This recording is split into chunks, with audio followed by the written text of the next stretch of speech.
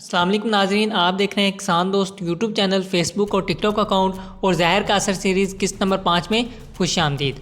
آج کی ویڈیو میں ہم بات کریں گے دو ماڈرن اور پاورفل گروپس کے بارے میں، گروپ نمبر 5 اور گروپ نمبر 6۔ گروپ نمبر 5 کو اسپائنوسنس کے نام سے جانا جاتا ہے، جبکہ گروپ نمبر 6 کو ایورمیکٹنس۔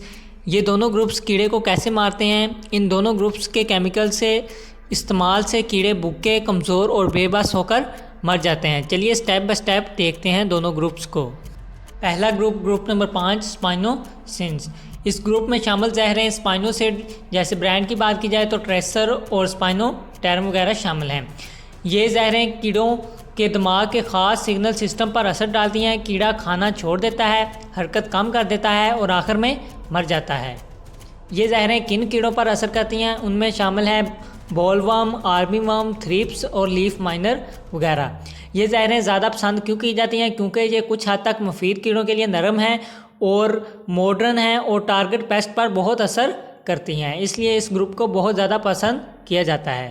جبکہ دوسرے گروپ نمبر 6 ایورمیکٹن کی بات کی جائے تو اس گروپ میں شامل زہریں ایبامیکٹن، ایمامیکٹن، بینزوئیٹ اور برانڈز کی بات کی جائے تو ورٹیمیک اور پروکلیم وغیرہ شامل ہیں۔